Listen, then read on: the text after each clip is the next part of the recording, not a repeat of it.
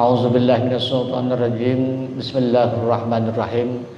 Jazaohum inda rabbihim jannatu 'adnin tajri min tahtihal anhar khalidina fiha abada. Radhiyallahu anhum wa radu'an. Zalika liman khasya rabbah.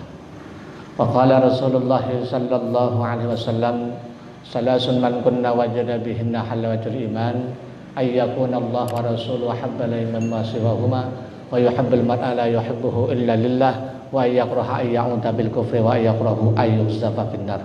Shadaqallahu wa shadaqa rasuluhu sallallahu alaihi wasallam.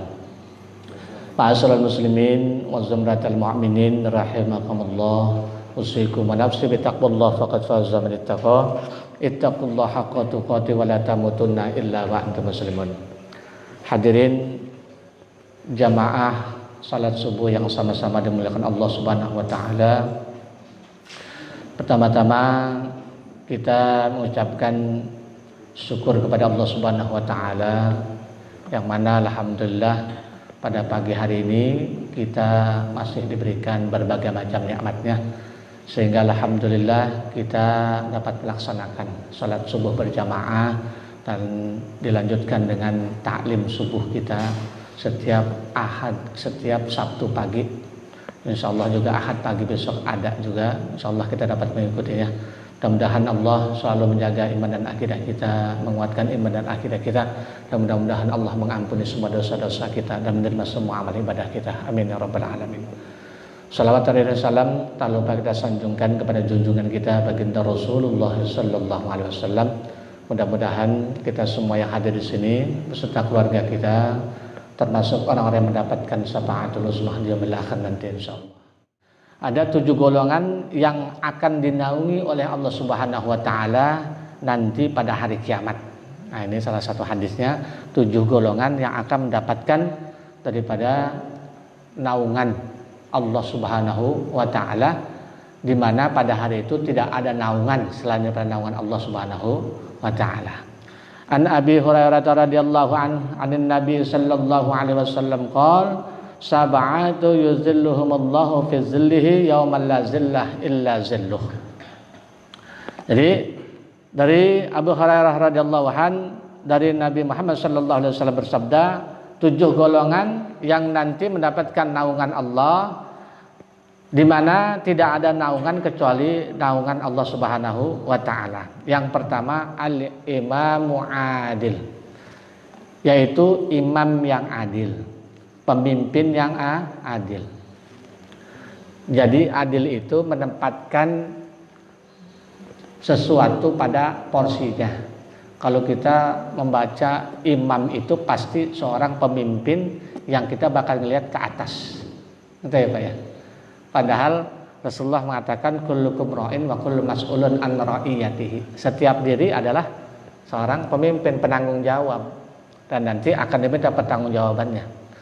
Kalau di sini bahasa al-imamul adil, seorang pemimpin yang adil. Kita ngelihat ke atas, mau presiden, mau yang namanya pengurus lingkungan, itu pemimpin.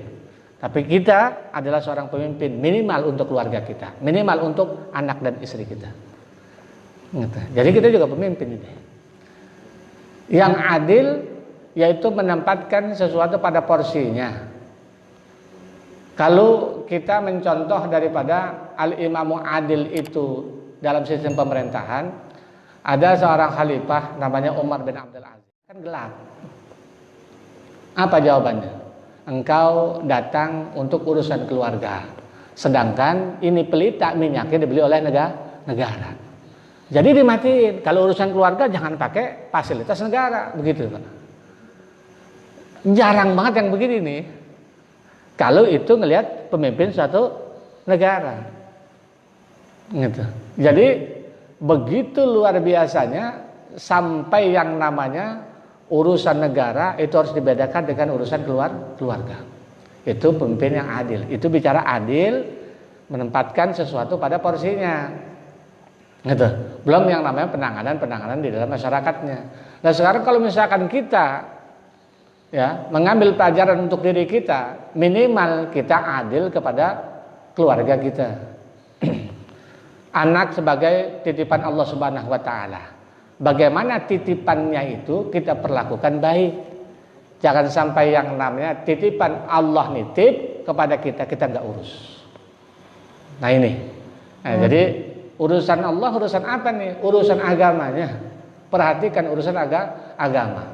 Makanya kalau misalkan yang namanya Rasulullah mengajarkan anak kita apabila ya tidak melaksanakan perintah Allah, kalau masih kecil maka tegur.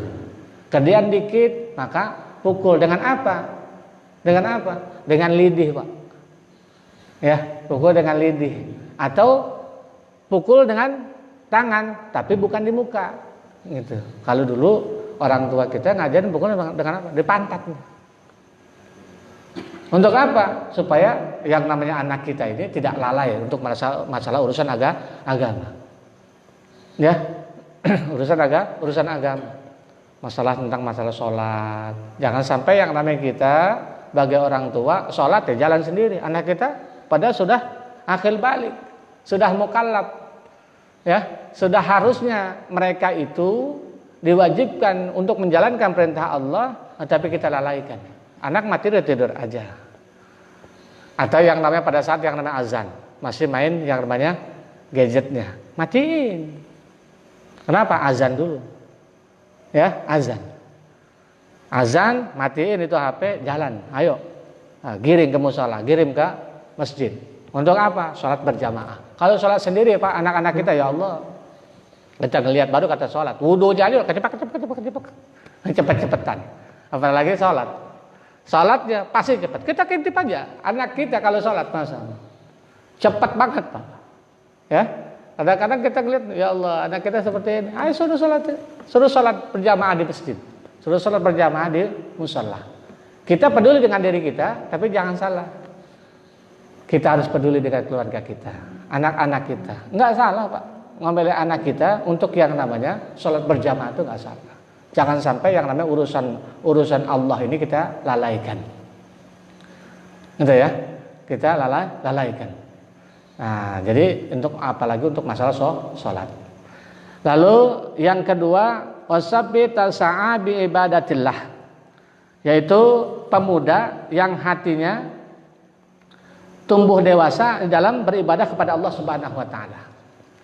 Seorang pemuda yang tumbuh dewasa di dalam beribadah kepada Allah Subhanahu wa taala. Nah, ini yang kedua yang akan mendapatkan naungan Allah Subhanahu wa taala, seorang pemuda. Seorang pemuda yang tumbuh dewasanya itu untuk beribadah kepada Allah Subhanahu wa taala, yaitu datang majelis, nuntut ilmu agama, ngaji, ya seperti itu aja.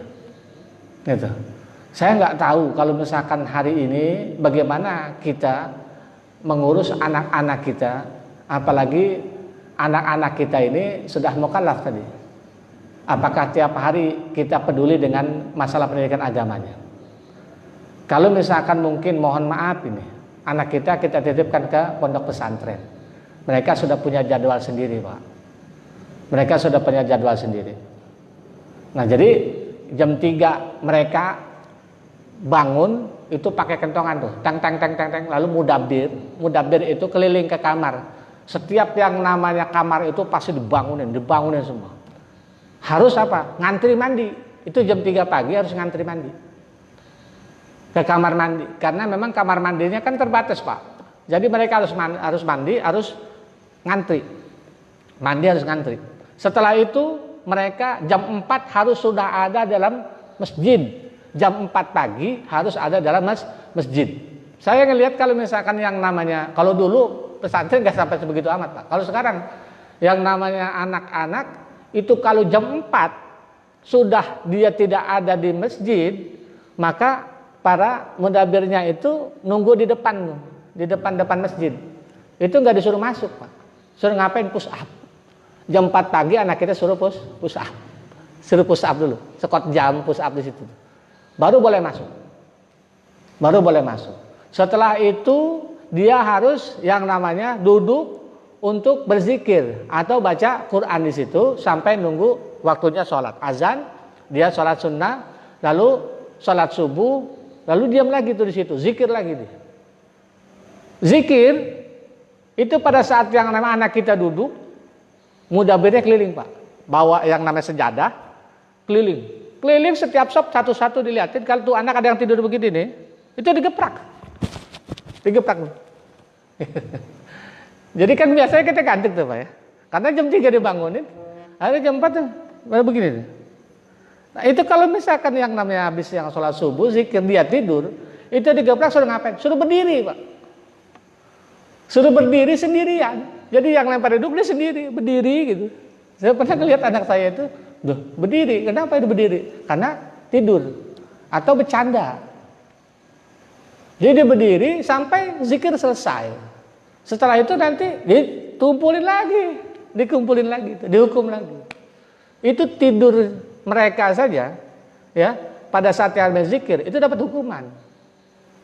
Suruh berdiri, lalu orang yang pada zikir duduk, dia zikirnya berdiri. Celangak, celinguk. Kayak begitu. Setelah itu selesai, maka dia subuh tadarus sampai 5:30. 5:30 balik ke asrama, dia siap-siap jam 6 ngambil sarapan. Setelah itu sarapan, upacara masuk ke kelas. Nggak tidur lagi tuh. Tidur lagi nanti pas istirahat jam 12 sampai 12:30. Itu setelah sholat zuhur baru boleh tidur tuh 1 jam. Setelah itu baru bangun lagi, kegiatan lain lagi. Tiap hari begitu. Bahkan saya pernah datang jam 9, jam 10 saya pikir nggak ada kegiatan. Ternyata jam 9 itu, jam 10 mereka ada tadarus ngaji Pak di selasar daripada asrama. Nah itu apabila yang misalkan ada yang salah, di situ anak-anak dipisahin lagi, dapat hukuman lagi. Hukum untuk pendidikan. Nah, sampai ada yang suruh push up jam 10 malam, 10:30. Dan itu tiap hari seperti itu, rutinitas seperti itu. Tiap hari seperti itu.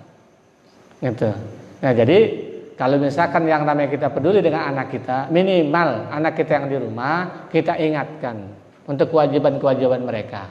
Jangan sampai kita lalai kepada titipan Allah Subhanahu wa taala. Anak, istri, ayo boleh kita ajak. Boleh kita ajak, boleh kita dorong, ya. Kita telepon, kamu lagi di mana? Ayo berangkat dulu, sholat dulu. Ya nggak apa-apa. Untuk apa? Untuk anak-anak kita. Kadang-kadang kita ngelihat yang namanya taklim, pengajian nggak di mana-mana. Isinya ya orang-orang tua, anak-anak muda jarang. Ya alhamdulillah nih, anak-anak muda masih ada ini. Kebanyakan orang-orang tua, anak-anak muda jarang. Ya, kalau kita mah orang-orang tua udah di atas 40 mah, nggak usah ngaku muda lagi dah. Gitu. Ya, anak-anak mudanya Pak, ya sekarang saja saya susah untuk ngumpulin anak muda untuk membuat yang namanya program pengajian untuk anak-anak muda. Gitu. Bahkan saya bilang kumpulin anak-anak muda, ayo kita ngaji lagi. Gitu. Jangan sampai alasan yang namanya alasan corona akhirnya pengajian udah susah. Susah untuk yang namanya dikumpulkan anak-anak mudanya.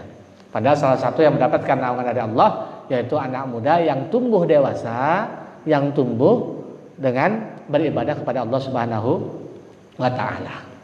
Lalu yang ketiga, warajulun qalbuhu mu'allaqun bil masajid, yaitu seseorang qalbuhu yang hatinya mu'allaqun bil masajid, terikat dengan masjid. Siapa itu, Pak? Marbot. Bukan. Bukan hanya marbot doang. Kita ya yang terikat dengan masjid. Jadi kalau misalkan yang namanya kita kayaknya sholat nggak sempurna kalau nggak sholat secara berjamaah, ngikutin yang namanya kegiatan-kegiatan masjid. Gitu. Ini hadisnya yang mendapat naungan bukan hanya pengurus masjid. Nah, makanya beruntung pakai pengurus masjid Pak. Ya, beruntung ini. Ini salah satu yang mendapatkan naungan yaitu pengurus-pengurus masjid. Ya, pengurus Dewan Kemakmuran Masjid, Badan Kemakmuran Masjid, nah pengurusnya. Kenapa? Karena hatinya pasti terikat oleh masjid.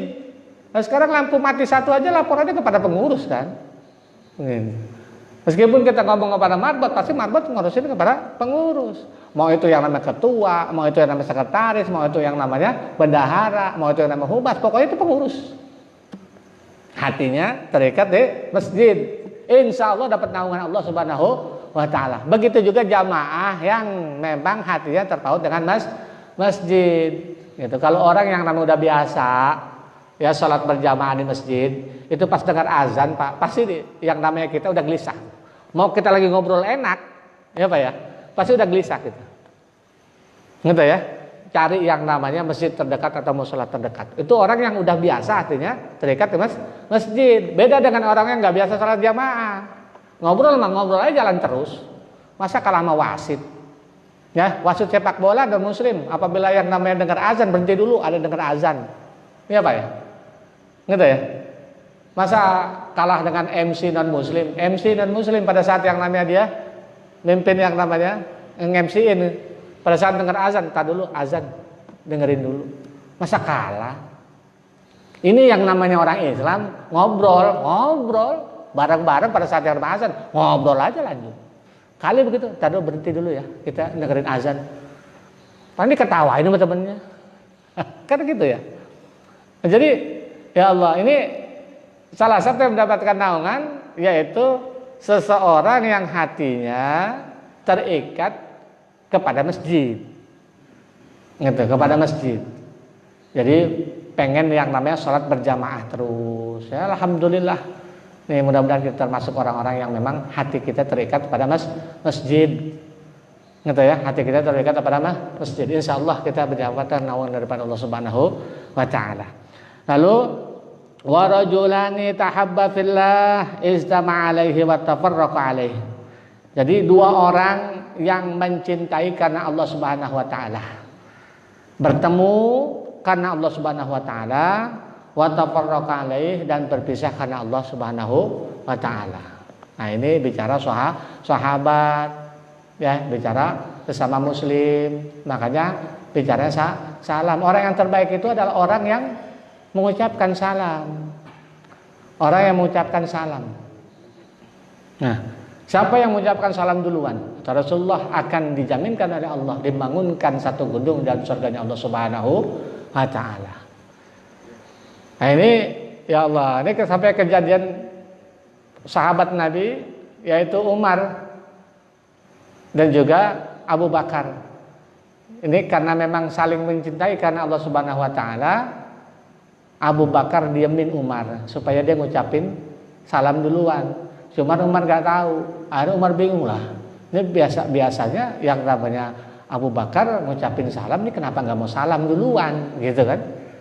Nah, setelah itu Umar bin Khattab ngomong kepada Rasulullah, ya Rasulullah, aku bingung kepada sahabatku, kenapa? Biasanya yang namanya Abu Bakar itu mengucapkan salam itu nggak mau. Saya punya salah apa? Dikumpulin sama Rasulullah. Oh ternyata yang nama Rasulullah pernah mengatakan bahwasanya orang yang pertama mengucapkan salam assalamualaikum, maka Allah akan jaminkan sebuah gedung di surga. Kata Abu Bakar, aku menginginkan gedung itu untuk engkau wahai Umar. Itu begitu bicara para sahabat. Kalau Imam Syafi'i mengatakan apabila engkau bertemu dengan sahabat yang mengingatkan engkau untuk urusan akhirat dan ibadah, pegang itu kuat-kuat, pegang. Jadikan sahabat karib yang memang masih mau ngingetin kita, masih mau mengingatkan kita untuk bicara ibadah kepada Allah Subhanahu wa Ta'ala, pegang itu Pak. Jarang sudah, ya jarang itu sahabat yang mengingatkan kita. Bahkan kemarin kita ngomong tentang masalah syafaat, salah satu yang nanti akan mendapatkan atau memberikan syafaat yaitu sahabat. Salah satunya sahabat. Allah perintahkan para orang-orang beriman yang ada dalam surga untuk mencari temannya. Tuh, untuk mencari temannya. Kenapa diselamatkan masuk ke dalam surganya Allah Subhanahu wa Ta'ala. Gitu. Sahabat yang baik, sahabat karib, sahabat yang mengingatkan kita untuk urusan agama, urusan akhirat, adanya di mana? Adanya dalam majelis-majelis ilmu. Di dalam majelis nih seperti ini. Insyaallah. Ya, enggak ada sejarahnya yang namanya orang datang dalam satu majelis pulang pada berantem. Enggak ada. Ya, karena memang keuntungan kemuliaan di dalam bermajelis itu salah satunya yaitu as-sakinah, ketenangan dalam diri, ketenangan dalam hati. Ya, gitu. Makanya kalau bermajelis itu harusnya mendapatkan ilmu. liyazdadu imanan ma'a imanihim, tambah iman daripada iman yang sudah ada, tambah ilmu, bukan habis bermajlis tambah musuh. Sering tuh saya katakan seperti itu. Habis yang namanya kita bermajlis, habis yang namanya kita ngaji, lalu keluar kita ngelihat orang lain itu udah salah semua itu. Bahkan yang namanya ngucapin salam juga udah nggak mau. Orang selain daripada golongan dia udah salah. Sampai dijuluki apa? Bid'ah, ahlul bid'ah. Jangan berkumpul dengan mereka, jangan mengucapkan salam kepada mereka, jangan bermajlis dengan mereka. Bahasanya sampai seperti itu, Pak. Nauzubillah. Itu habis ngaji, orang keluar jadi musuh.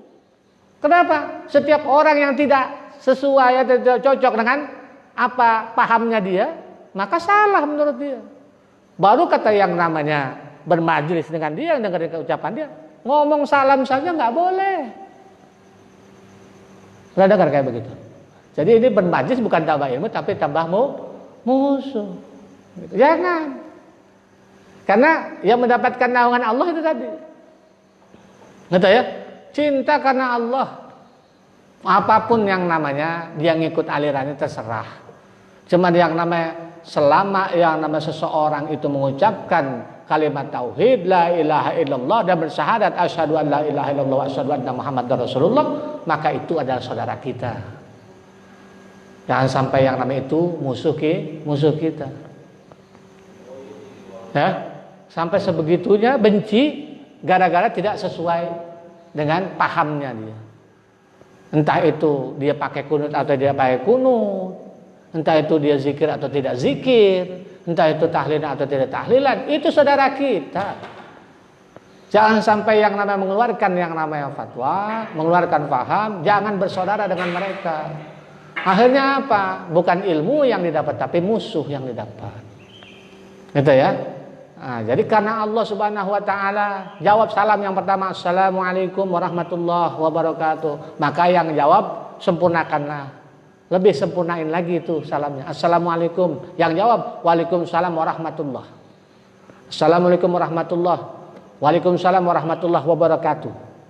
Kalau yang jawab salam Assalamualaikum warahmatullahi wabarakatuh, maka yang jawab Waalaikumsalam warahmatullahi wabarakatuh waridwanuh. Dilengkapin lagi, saling mendoakan. Dia doain kita, kita doain lagi.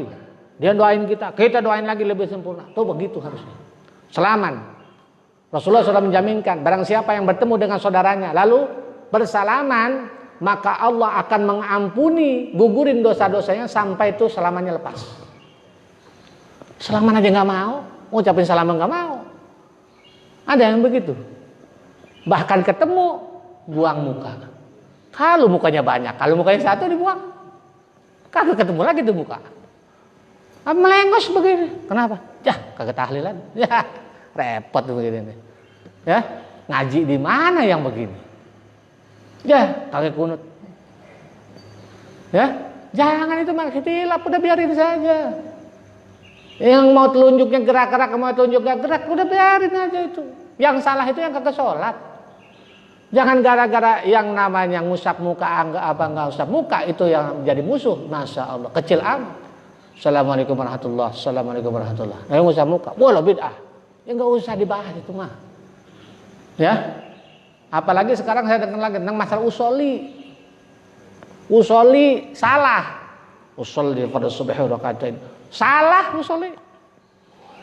Masalah usoli saja itu jadi jatuhnya salah. Orang yang usoli kan repot itu, ya usoli pada subuh, wah sesat, nggak usah diikutin, repot tuh. Masalah usoli doang itu Pak, ya itu namanya niat. Kullu syai'in muqtarinan bi fi'lihi wa mahallul qalbu. Yang namanya orang sholat itu dimulai dengan takbiratul ihram. Yang namanya niat usoli boleh, itu masih di luar sholat. Penguatannya dalam hati. Allahu Akbar. Mau bahasa Arab, mau bahasa Indonesia terserah. Aku niat sholat subuh 2 rakaat karena Allah. Fadlillahi ta'ala. Allahu Akbar. Boleh. Nanti bang yang namanya usoli jadi yang perkara tuh. Kalau memang hatinya udah mau jadi musuh, ya udah apapun dijadikan musuh. Tentang masalah usuli jadi musuh, tentang masalah gerak atau enggak gerak tuh jadi telunjuk jadi musuh. Ya Allah, jangan kayak begitu. Ya, jadi kalau pengen mendapatkan naungan dari Allah Subhanahu wa taala, maka nih kita cinta karena Allah Subhanahu wa taala. Saling ngingetin, wa tawassabil haq wa tawassabil shawab. Saling ngingetin, ayo. Dah begitu doang. Ya, insyaallah mendapatkan naungan daripada Allah Subhanahu wa taala. Lalu yang keempat, rajulun da'athu mar'atun zata mansibin wa jamalin faqala inna akhafullah. Seorang laki-laki yang didatangi nama perempuan punya kekuasaan dan cakep banget. Lalu mengajak zina. Lalu mengajak fahisah. Gitu. Maka dia mengatakan, aku takut kepada Allah Subhanahu wa taala. Ini ilmunya Nabi Yusuf ini pada saat yang datang Ratu Bilqis. Jadi kalau sekarang seorang laki-laki datangin sama perempuan yang cakep gitu, udah kaya, cakep, ajakin, ya mas ya kawin siri ya mas. Ini yang namanya di grup, masya Allah, ya. Apalagi yang namanya diajakin tidak berbuat sesuai dengan apa yang diaturkan oleh Allah Subhanahu wa taala, berbuat fahisah. Fahisah itu perbuatan keji, Pak. Kalau zina mah sudah pasti dilarang. Wala taqrabuz zina, janganlah kamu mendekati zina. Deketin aja nggak boleh. Jangan nanti nyari dalil pembenaran, berarti pacaran boleh dong. Mendekati, pendekatan itu yaitu salah satunya pacaran, dekatin. Kalau zina udah pasti nggak boleh, kan gitu, haram jatuhnya. Nah kalau misalkan yang namanya mendekati, nah itu takrobnya itu, ya itu nggak boleh. Nah ini seorang laki-laki yang didatangi perempuan, ya mengatakan untuk berbuat yang namanya zina, ya fahisah, perbuatan keji, maka mereka mengatakan aku takut kepada Allah Subhanahu wa taala. Tuh yang begitu tuh akan mendapatkan naungan Allah Subhanahu wa taala. Ya, gitu. Insyaallah bapak-bapak sini mah udah kuat lah, kebal. Ya. Lalu yang kelima, warajulun tasaddaqa bi sadaqatin fa akhfaha hatta la ta'lama shimaluhu ma tunfiqu yaminuh. Seseorang yang bersedekah secara sembunyi-sembunyi. Sampai dikatakan sini hatta ta'lama shimaluhu ma tunfiqu yaminih. Sampai tangan kanan yang bersedekah, tangan kirinya enggak ngelihat, tuh kayak begitu. Jadi sembunyi-sembunyi. Ya kalau sekarang kalau bahasanya bersedekah 1 juta dari hamba Allah yang tidak mau disebut namanya, tetapi pengen dipajang fotonya, ya sama baik itu. Ya. Jadi yang namanya sedekah secara sembunyi-sembunyi tidak diketahui, bahkan yang namanya kita digambarkan itu tangan kanan bersedekah, tangan kirinya nggak tahu. Gitu ya. Jadi pahamin itu sendiri itu. Ya.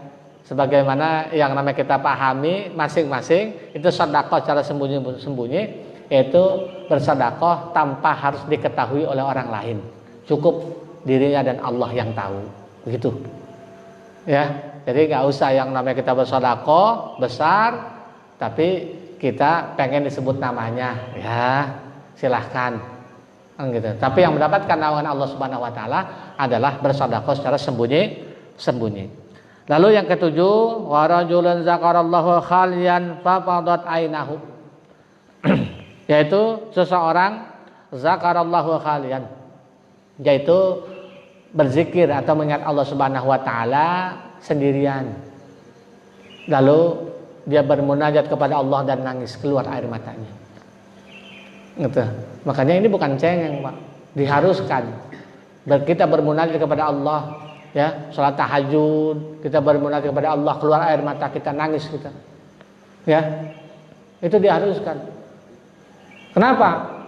Abu Bakar As-Siddiq pada saat meninggalnya Rasulullah SAW itu suruh ngimamin, nggak mau. Kenapa?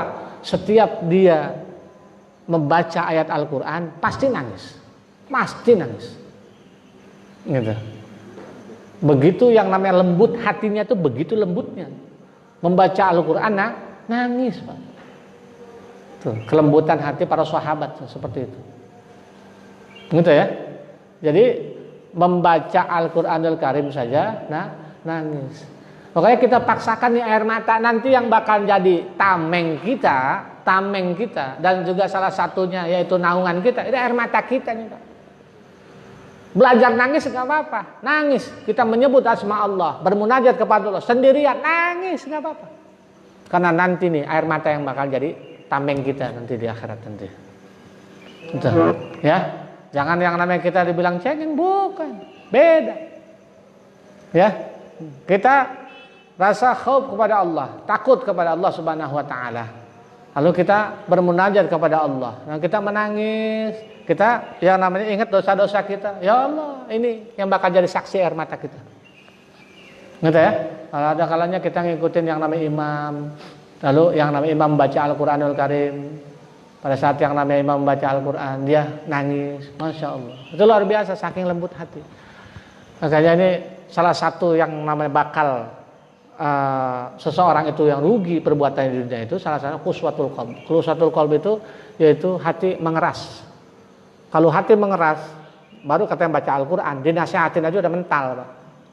Dinasihatin udah mental. Hati-hati. Ya. Untuk mendapatkan kelembutan hati, salah satunya adalah membaca Al-Qur'anul Karim, berzikir kepada Allah dan berkumpul dalam majlisnya Allah Subhanahu wa taala. Berkumpul dalam majelis, berzikir, bersalawat, ini salah satu yang bakal melembutkan hati. Sehingga kita nggak jadi orang-orang yang tambeng, alah udahlah, dan merasa cukup, merasa sombong, gitu, merasa sombong dengan ilmu kita, sehingga kita nggak perlu belajar kepada orang lain. Wah, udah ada majelisnya, udah itu doang, jangan sombong akhirnya, gitu kan? Nggak mau nerima nasihat orang lain. Nah, ini banyak terjadi seperti itu, Pak. Gitu ya. Ya la yadkhulul jannah, kata Rasulullah, yadkhulul jannah man kana fi qalbihi misqal dzarratin minal kibri. Enggak bakal masuk surga seseorang itu yang di dalam hatinya masih terdapat kesombongan meskipun sedikit. Meskipun sedikit, tapi ada kesombongan, maka enggak bakal masuk surga. Nah ini kan serem ini kalau misalkan masih kita merasa sombong, merasa paling benar, merasa paling bersih, ya hati kita keras, ya sudah, ya udah merasa cukup, nggak perlu menuntut ilmu, nggak perlu berkumpul bermajelis seperti ini, ya sudah itu akhirnya tumbuh kesombongan. Nah ini yang harus dihindari oleh diri kita. Makanya masya Allah, ya ini para pejuang subuh, bahasanya pejuang subuh, Pak. Ya, kalau jamaah biasa, jamaah salat ini bukan pejuang. Kalau subuh itu harus berjuang ya, Pak ya. Harus berjuang, masang alarm. Ya, masang alarm. Ini kita udah setting nih pasti udah disetting. Ini kalau kita nggak berjuang nggak bakal kumpul di sini nih. Nggak bakal kumpul di sini. Ini pejuang subuh, masya Allah. Ya mudah-mudahan dengan hadirnya kita di sini, berkumpulnya kita di sini, Allah mengampuni semua dosa-dosa kita. Allah terima semua amal ibadah kita. Allah tambahkan daripada ilmu kita. Allah berkahkan rezeki kita. Allah berkahkan umur yang Allah berikan kepada kita. Dan mudah-mudahan kita semua dikumpulkan oleh Allah Subhanahu wa taala. Lebih kurangnya mohon maaf. Jazakumullah khairan katsira. Usikum wa nafsi bi taqwallah. Wassalamualaikum warahmatullahi wabarakatuh.